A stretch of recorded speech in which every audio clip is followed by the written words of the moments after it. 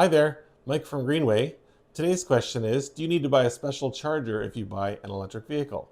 And there's a few different things to consider before deciding on an answer to that question. So let's go over those. So the first thing I should tell you is that a lot of electric vehicles, or most, will come with a charger when it is when you buy it. And maybe I'll just say as well, I know for the experts out there, it's not actually called a charger, it's called an EVSE, but for the purposes of this video, I'll just use the word charger for simplicity.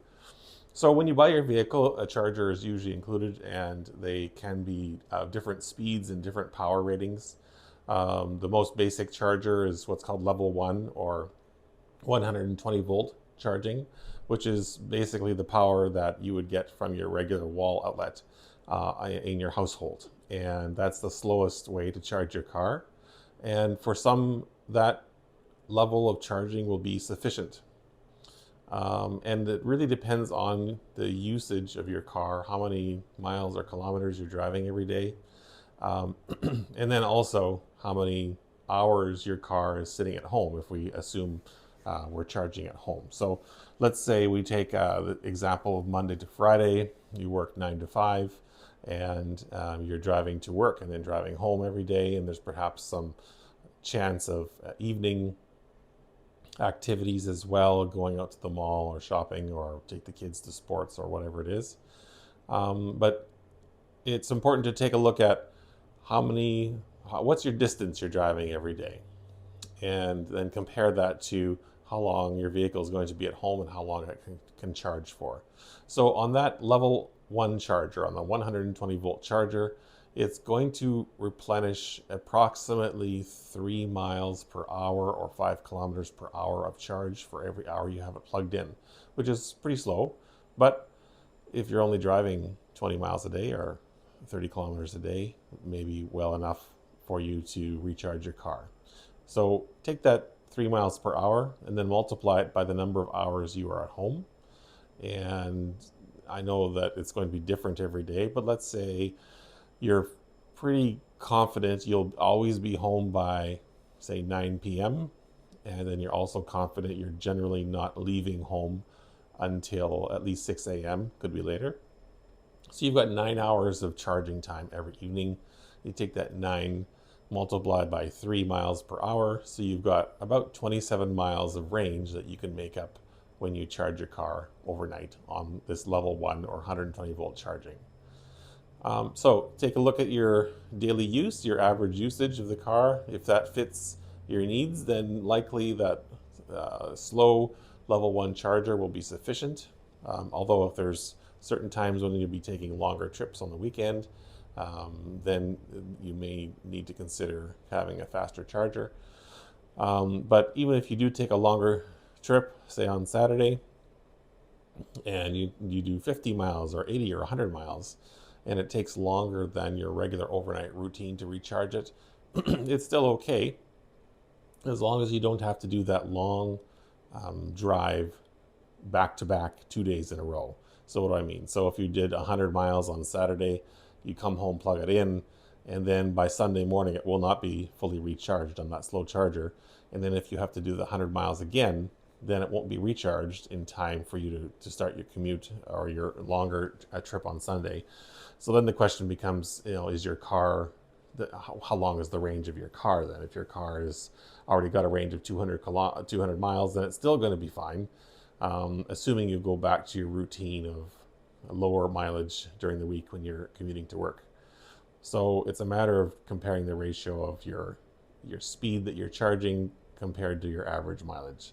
So let's say we don't want to worry too much about that, or perhaps you're on the edge and you actually drive, say, 25 miles per day, and we've got 27 miles of recharge capability.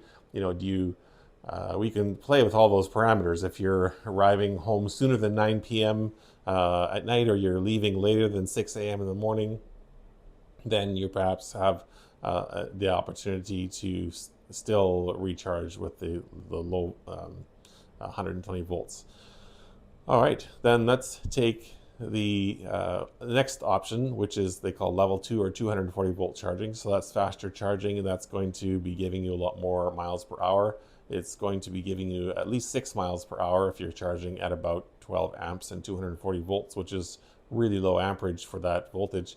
You may have you likely will have a larger plug. Often a 30 amp plug is quite common.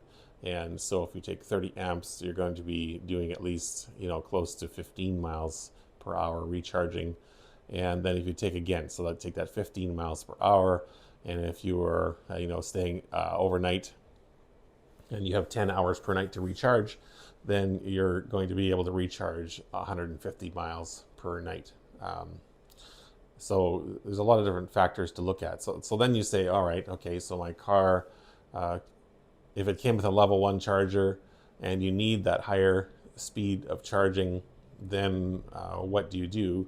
Then you need to find a level 2 charger. And there's quite a few out there. There's lots available at various retailers, but online, Amazon, for example, has a lot of different options and a lot of different amperages and voltages. But it's important to pair up with the one that you purchase with what your plugs are in your place where you're parking. So if you already have some kind of a high power plug in your garage, perhaps for a welder or for your dryer or for a hot water heater or other appliances, and if you're able to utilize that plug, then I would suggest matching up your charger to that plug. And you can look up, if you just take a visual look at the plug, you may not know how many amps it has available to it, but you can look online, do a Google search. The plugs are all named NEMA, N-E-M-A, and they will have a numerical designation afterwards. So you can look up on a NEMA chart what your plug looks like, and that will tell you how many amps you have available and how many volts you have available at your 200, if it's a 240 volt plug.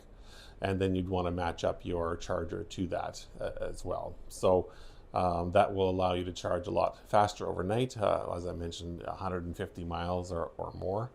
And then you can recharge your car quite a bit more rapidly.